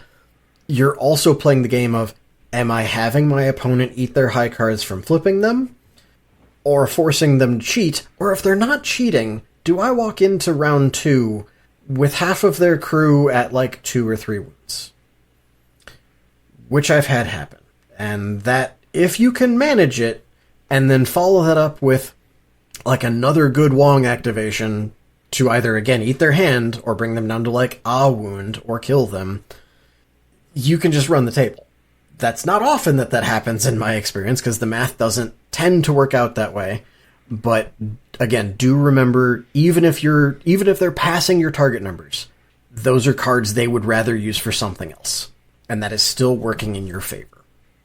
Well, there is the one other option where your opponent is also flipping a ton of their cards and then just cycles the deck halfway through them. Yes. Clearly, again, Wong really I'm one of those people. Wong really wants to be an Arcanist. He doesn't want to fuck with the Union. He wants to join SAG-AFTRA. He's a scab. No, he was trying to audition for you, Doug. Yeah, especially with Enchanter, as we mentioned, definitely my initial thought of these guys can be pretty survivable. Yes, they can. Depending on your crew build and how the enemy's attacking / how you use your stones, as long as you survive an activation, there's a good chance you heal up decently. If your opponent just goes, no, I'm killing that guy in an activation, nothing you can do about it, other than cheat higher. Number one thing, protect your Pigapult and your Bocourse. Also your flying piglets, but for whatever reason I found those easier to protect. I'm not sure why. Don't think your opponent quite understood how critical they are, maybe. Oh, that's a guess. Either that, or they were like, well, you're just going to summon them back, I'm not worried about it. It was somewhere on that sliding scale, depending on opponent, I think. I think they kind of get lost in the chaos, just because they're small. They're often like on terrain, because they're flying, they can just be up there, so sometimes they're harder to get to. And yeah, they're also resummonable. So like sometimes it's like, well, I could kill that, but like it's insignificant. It has that cost of, I'm putting an action to this. How much is it benefiting me? And it's like, it's less benefiting you and more hurting me. Yeah. You should do that. Yeah. I will also say the statement I said earlier of like, have your first turn be charge forward to try and put out a pyrotechnics and then shield them and have them be at least behind cover. The amount of times I've had someone eventually go, oh no, I've seen this before, or like towards the end of a game go, that thing needs to die. I'm making undead bacon, deal with it. And they would throw like a 5 damage attack at it, and between shielded cover and, I don't know, something else, they would be alive with 1 wound. I'd be like, I don't know how that happened, but I'm okay with it. So yeah, get that shielded on them. Every little piece of playing with cover helps. Here's my piglet note. So long as they're unengaged, make sure your piglet moves equal charges so they can always try to put out a pyrotechnics. Again, this took me like 2.5 games to put together. I'm going to save you all that time. Also, make sure you're putting your piglets where as many of your models who may need them will be in range. Do not fall for the trap of, well, my frog is going to super jump through that piglet specifically. Put 2 of them within 8 of him. Your opponent is going to be unpacking anyway, especially turn 1. It's not hard to do. To just put pigs up there. Even if they attack 1, hopefully it's live with 1 wound, you have a much wider area that the frog can come down. Or whatever else you may be doing through them.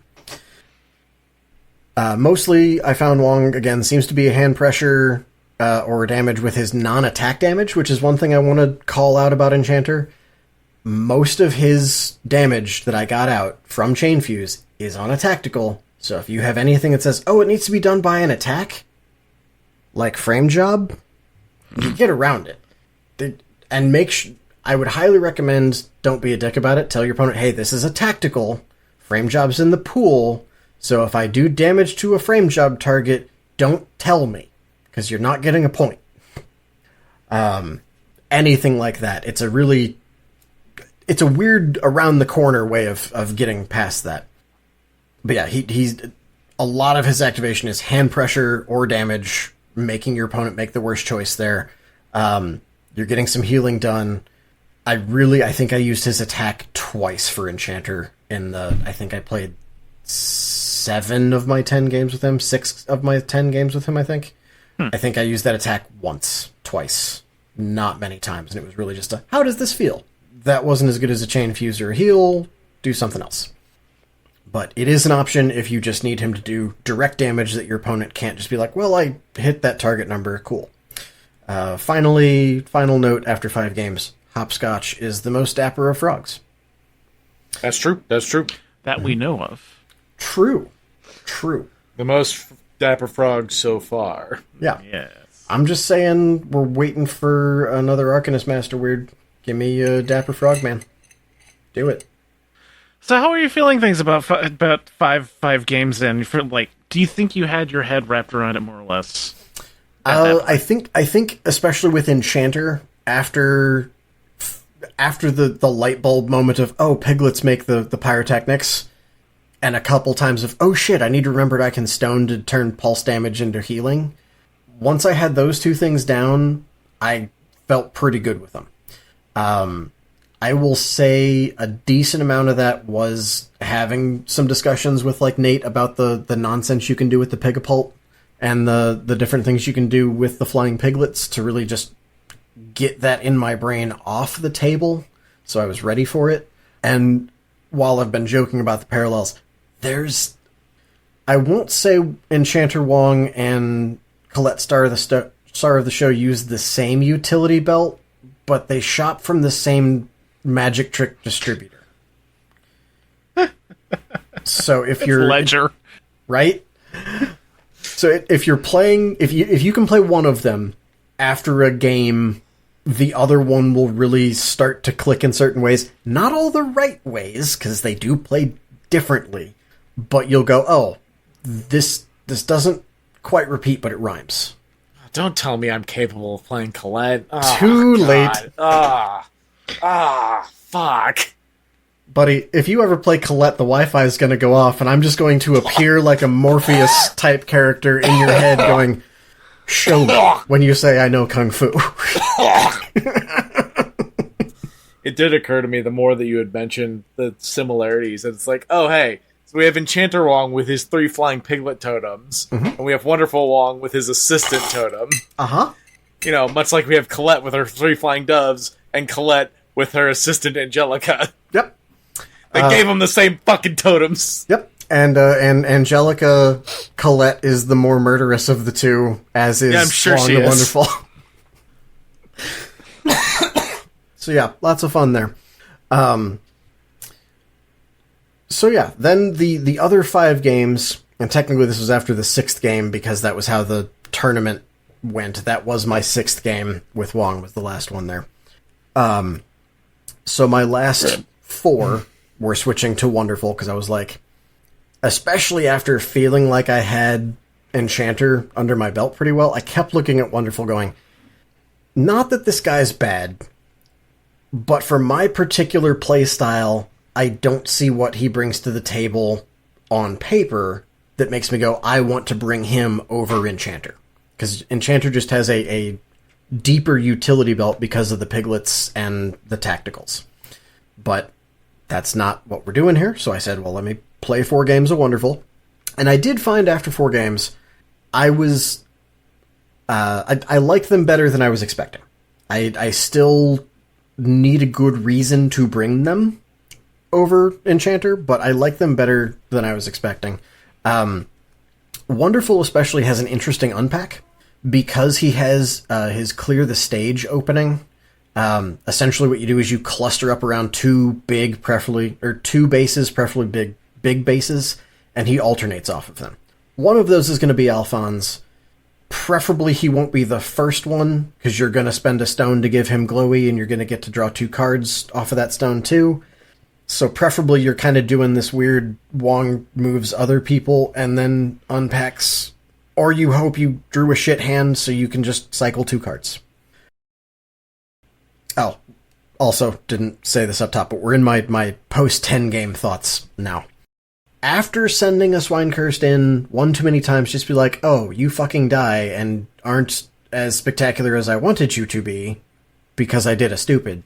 I kind of boiled them down to, here's your thought process for Swinecurse on their getting launched.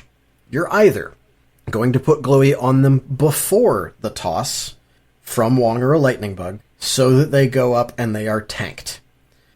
Or you're going to immediately follow them up after getting thrown with a lightning bug, so that the lightning bug can then do 1 more damage to them for an extra free attack, and give them and the enemies around them glowy. Now they're going to be more offensive, because when you hit your enemies, they have a built-in trigger that says, strip a glowy off of them, do an extra damage, and it's now irreducible. So you're actually set up for that, and I really liked that when that light bulb went off, because that was the trick you always wanted to do with them last edition, and it took way more work than it was worth. This still takes a little bit of setup, but it's something you can do without like a degree in calculus. And also if you're doing that with Wonderful, the lightning bugs can hit them on the charge with that, so that's fun. Overall thoughts after 10 games. Wonderful, as I thought, is definitely the more straightforward, kind of fewer shenanigans, but more direct play. If you need to force through damage with Wonderful, you just do it. If you need to force through damage with Enchanter, hit them with someone who's not Enchanter. So yeah, Wonderful Wong is a laser who can also get stuck in and be frustrating with his exit stage, which is his pyrotechnic smoke bomb. That was actually the thing I found I really loved with him, is I would just be like, cool, Wong's going to charge in, hit you like off to the side. Even though I'm in melee now, I'm going to hit you off to the side with my sparkle attack. And then I'm going to hit the guy actually charged with my fan, hopefully kill him and get a stone off of it. I only think I did that like 2 times maybe. But that definitely is I want to charge something weak, or that I'm going to finish up. Though his melee does do a base 3, which is nice. But it is only a stat 5. Yeah. I kind of felt like the Wonderful Wong overall feels like it teaches the central mechanics of the crew via glowy, via pyrotechnics, especially pyrotechnics, since there are a few more effects through the things you're going to hire with him that do a mid-turn use of their end-turn effect, like Alphonse. Mm-hmm. So again, kind of leaning into that initial thought of, this is the Joyful Chaos crew, and it kind of says, lean into this, and this is what we teach you. So I wouldn't say that Wonderful is worse, but I think Enchanter has a higher skill ceiling, Wonderful has a lower skill floor. So if you are looking to try Wizz-Bang and haven't done and really found you enjoy something crazy nonsense like, again, Colette, or something similarly weird, sideways thinking, brain not tying, try Wonderful Wong. He is a good spot to start. Enchanter, I think the biggest role oddity is to acclimatize for Wong himself, because his attack action is the one I found myself using the least. So you're getting, he's your scheme adding, he's pressuring the opponent's hand, potentially healing friends if you are spending stones while they're stuck in. That was the other thing I really liked doing with Swine Curse, is just go in. Oh, you're about to die, but so are they. Wong's going to throw some dynamite at you. I mean, a firework. Also, you're going to heal from it, and they're not. So, magic Healy knife powder. So yeah, a lot of his stuff was, he's not the direct punch, but he is softening up the targets, or he is, again, making sure your opponent is out of cards, so they're limited on their options for what they can rely upon. And those are my notes on Wong and the Wizz-Bang crew. Woo! Yay. Okay, I got it in under 2 hours. Good for you. I know, right? Good job, Roman. I'm proud of you. I took notes and stuck to them. Mostly. This is Roman being succinct for anyone that does not realize that joke. Okay, so anything that you made, any assumptions you had made, the crew, when starting, that you realized were incorrect or extremely correct? The main things that I had incorrect were stuff that I assumed based on what specific models did last edition.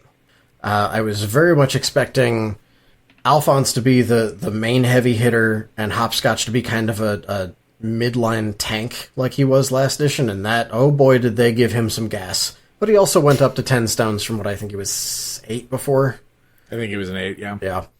Houdini is good, but not for the role that I had initially thought of him for. I was definitely expecting him to be one of the ways to be like, I'm going to hit you at range and pulse out damage and some glowy. And maybe he would have like a glowy or poison option so that he fits with both crews.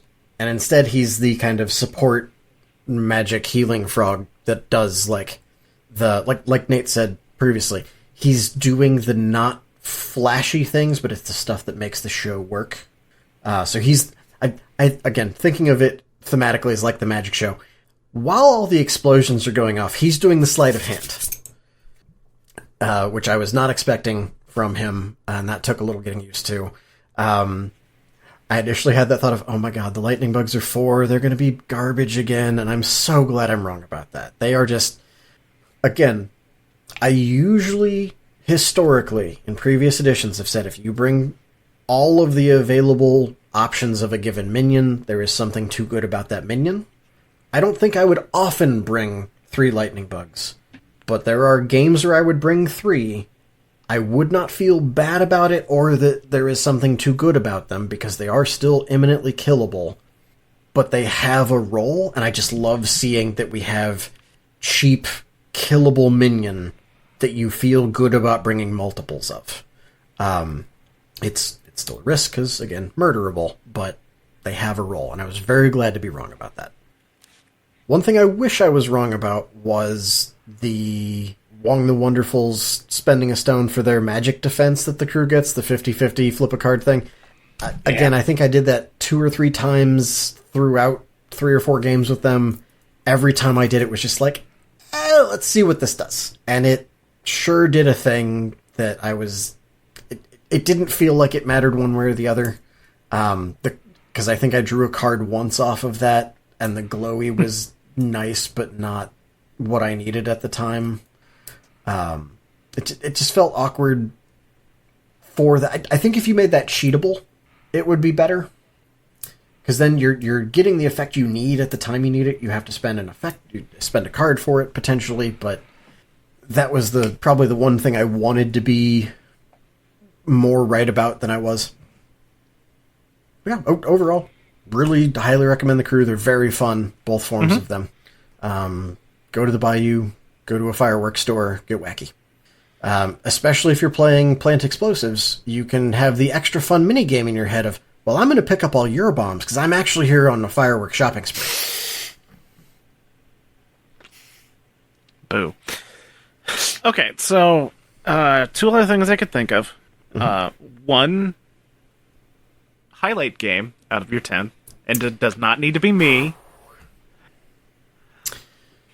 Oh, man. So I would, for different reasons, highlight all 3 of the games at that tournament. Because against you, hey, when it's your show, you're doing how many things on a Friday Night Showdown when we've gone around once? Huh? Okay.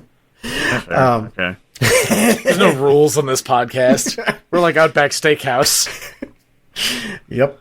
But yeah, no, I think the highlight against you was seeing that I can bring 3 lightning bugs and it not just be the worst idea ever. And just seeing how fast that crew can be. Game 2, that was my fireworks shopping spree, and that was the game that, like, all the hand pressure numbers went as well as they could have, because going into turn 3, I think my opponent had like 4 models left on the board, and 2 of those were at like under a third of their wounds. Yeah, and I remember talking about him for the podcast. Like, he was a trooper. I was like, "Are you having fun? Because I feel bad if you're not." He was like, "No, this is great. We're having fun." It was just wacky. It was a good time. It helped that he was playing Zip, because then we had Gremlin on Trader Gremlin violence. But yeah, just seeing, oh, this is what happens when, like, the hand pressure into you're flipping all the low cards really works. It becomes a control game, which I'm a huge fan of. And then game 3 was against Blake, my local I'd played against locally, and then also came out for the tourney. He ended up winning, and that was an eye-opener of, well, he's playing Tiri, and Tiri is Teal Hoffman, and how am I going to deal with this? Oh, I need to just not bother with him. What are all the points I can kill this? Yeah, what are all the points I can get by not interacting with him? Which didn't feel great, but I don't think that's a Wong issue. That was one game where I did bring 2 Swine Curse, because I was like, if there's any way I'm going to kill something in this crew, it's going to be with 2 Swine Curse doing irreducible damage. He's very good at scalpeling out what he needs to, and Blake is a very good player. So that didn't work too well, but it was good in theory. So yeah, those are my 3 highlights, was all in one day. And the other thing is like we talk up how cool these models are and how awesome it is. How do you beat them? What are your suggestions for beating Wong? That is a great question. I have my ideas, but I wasn't playing them. Yep. So what I would suggest, because again, in Malifaux, you can kill lots of things and still lose. So pick the models that will get the Wong player the most points and kill them quickly. Often this is going to be the Bokors, because they're even if they're playing Wonderful, they have the leap. And that leap gives them the glowy, that gives them reduced by 2, and they have hard to kill. But they only have 5 wounds. So take them down before they get too far away from you, or else they will just get all of the other person's points. And probably deny some of yours. They were definitely my scoring all-stars. So focus them down. If you have a way of displacing the Pigapult, do it. Pull it to the center line, beat the shit out of it, and just don't let them have their Pigapult if you can help it. Because on top of everything else, that internal displacement of, I'm bringing a friend from over there here, and I'm healing them 3, by the way, don't let them do it. If you're against Enchanter, take out the piglets, because even if they bring them back, it's costly to do so. It is a stone. You have to have a unique, spend a signature action to make a pyrotechnics marker that has to already be out turn into a scheme marker. So you need at least 2 actions to set that up, or an action to set it up, an action to make it happen, and you're spending a stone. So the piglets can come back. If I wasn't planning on being set up to bring one back, it can be really annoying. And when they come back, they're slow and summons, and they still only have 3 wounds. So, yeah, especially against Enchanter, kill the piglets. I think against Wonderful, the biggest thing is displace Alphonse, so that his Warning Growl is not where the Wong player wants it to be. Okay. Yeah. Those would be my kind of go-to quick tips. Okay. I thought hand pressure. Also, yes. If you can force discards on Wong, because it seems like card hunger is possibly the biggest weakness. Yeah. Like, we've been playing them up, but just going and checking Longshanks, and if I ever reference Longshanks, I always start my search from August 1st of this month. Wong, the Wonderful, is sitting at a 38% win rate, and Enchanter's a 52%, so that's really balanced. How many games have they each been played? Enchanter 23 and Wonderful 24, so not a ton, but not nothing either. So you're a significant number of them. Yeah, I'm like a third of the Enchanter games, damn. Or a fourth of them. Fractions are hard. That kind of tracks, because Enchanter just has a lot more vectors for winning a game and scoring points. Yeah. But again, yeah, higher skill ceiling. Hand hate is going to hurt the crew a lot, because there are a lot of target numbers that are very important. Yep. And even the ones that are not high, like Enchanter's Chain Fuse needs a 5, but if I'm using that to scheme, it's actually a 10. Yep. Because I want that scheme marker to stay out. Often as possible. Yeah, especially if I'm trying to be tricky with it of, I guess I get to leave that scheme marker out. I really want to, flip that 10, or empower into flipping the 10 or something. Or, I don't know, oh no, I flipped a 4. I guess I'll cheat with this. I guess it's a 10, it stays out. You can kind of play a little bit with that mind game there. But if I need that 10 elsewhere, or if you forced it out of my hand for other things, I don't have it. And that's a problem. So yeah, absolutely, that is a very worthwhile vector. The other piece of advice I would give would be, either in the opening pool, or just pay attention to the schemes they're going for, because if they can get to reshape the land, they're going to go for reshape the land. They're going to go for reshape the land with pyrotechnics markers. It's piss easy to do depending on the models you have in your crew. If you have efficient marker removal, do it that way, or kill the models that shit out pyrotechnics markers. Yep. Because they will get 5 of them down, and they will score 2 points from it. And if they're thinking about it, they will do that without looking like they're specifically going for it. Yep. Because they'll do that and still get like a scheme marker or 2 down in different spots, or end up with markers on top of buildings for whatever they need to be up there for. And they'll just, oh yeah, that pyre marker's down as a happenstance. Don't worry about it. It's fine. Again, magic show, misdirection. I love how not get too close to it, it might explode. Yep. I guess obeys. Obeys are good. Yeah. Yes, yeah. If you can make them do things, like, there's so many weird options, especially in Enchanter with the way the piglets work, that you're going to cause some nonsense. You're going to cause a nonsense chain reaction. Mm-hmm. Yeah, I do think that is more applicable for Enchanter. Obeys are always a good way to like get someone out of where they wanted to be and also hit their friends. But yeah, if you can either get a piglet that was the one vector I had out of the way for something to happen, or if, like you did brilliantly, make someone else use a piglet for their own bullshit in a way that I don't want it to happen. Have their Pegapult hear piggy someone back through a piglet, and suddenly that model that was over the center line is back in their deployment zone. And there's there's no anything you need to do other than hit a 5 after you actually make the obey go through. There's no resistance, they just come. And then make sure you kill the flying piglet so they can't get launched back. Yes. Yeah, that was fun. It was a really fun game, really close game, and yeah. I'm over the dumb mistake because yeah, I would have had it. But yeah, no, that was also just a lot of fun because I killed every squishy thing, just murder all of it, and then I ignored the fuck out of the frog. He was just trying to give you fashion advice.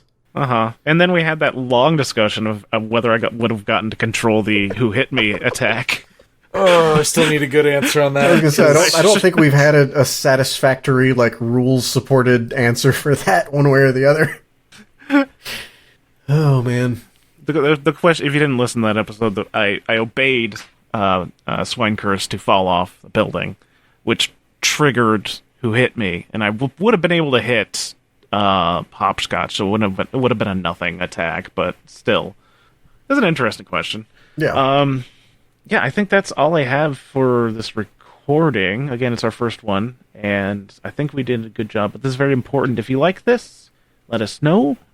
Let us know stuff you want us to cover, questions you want us to ask, notes you want us to write, so we can make this better, because we do enjoy being helpful and informative. Someone make Nate play Colette for 10 games.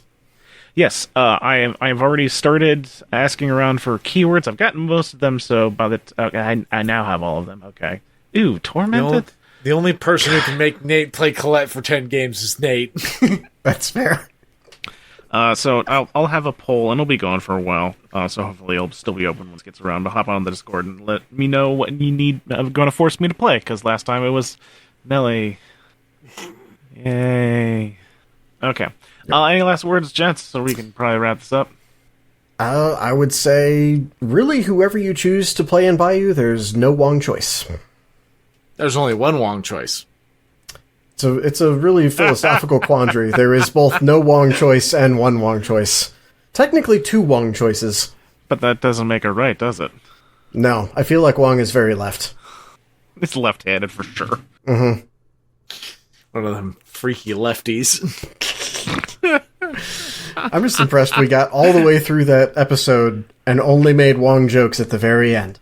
But technically we started before we actually recorded with our subtitles. Yes. No, I gotta read this. Okay, Roman's got Roman, and then his little, under the subtitle is Wongdolph the Green. There's a backstory to this. So Okay. my Wong the Wonderful, Wong 1, normally kind of racist with his Fu Manchu and stuff. Yeah. No, I green stuffed him a proper wizard hat and a gray beard and gave him a staff and a sword. So he is Wongdolph. That's cute. Right? He's fun. Yeah. Then we have had Doug, whose name is Looking for Love, because I didn't have enough characters on the subline being in all the Wong places. And then Nate over here, Nate, Picapult enthusiast, which he very much is. And his subtitle is all Wong, but all right. Okay. If I could add one more note, also just hire Drumstick. Yes, that is hire one. Drumstick, put him next to the Picapult, do crimes. Yep, that is fair. That is one thing we didn't get into is versatile models, and that was, or out of keyword models, and that's 100% because I didn't want to hire any, other than the Picapult, who's in keyword. But yes, Drumstick, if I was to hire one, bring Drumstick. If I was to hire a second one, probably the Effigy for extra card nonsense for his cheat off the top. And I almost think just hiring the Effigy into Wonderful Wong just for the potential of charging in and then getting the two-tone trigger. Because you can do a magic attack on the charge. That's fair. That's really good. Potentially good. Yeah. Cheap Emissary. Yeah. Seems alright. Yeah. The Emissary's nothing to sneeze at. He's a good guy. Yeah. I mean, Bayou has plenty of good tech options and versatiles, so like if you specifically need them, go look at the versatiles. We got condition removal. We got marker removal. Yep. Oh, yeah, the one thing I wanted to hire, never got around to it, is the taxidermist, because they used to be in keyword last edition. Spiritually, they still are in my heart, and I feel like if you look at them, they still are playing with exploding piglets. You're having more explosive target number causing things. Alphons can bowl them. Like, Picapult can throw them. Yeah, there's play with the exploding piglets and the taxidermist. I just didn't get around to trying them. Yeah, okay. That explains one stuff, which I thought was silly and fun. Go back to the Gocho Bokor. That Soulstone action is friendly model. So that opens it up to technically the entire faction. If you wanted to borrow any special melee attacks, the only one that I found was immediately hilarious is Uncle Bog. I'm not sure you would bring Uncle Bog into Probably Wizz-Bang. not. More likely a Gotro into Angler, but another French one. Yeah. Okay, that's it from us. It's late. I have been your host, Douglas Scoundrels, and the actual host, Roman. Thank you. Yeah, happy to be here. And the third secret hidden host with the Latin chanting music, Nate. The manipulator behind the scenes. Thank you, and thank you for listening to us. As we always say, fun is always king. Enjoy your Wong games. Yeah. Yes. Happy holidays, and depending on when you're listening to this, Happy New Year. You truly do know Wong. Yes. Bye. Bye.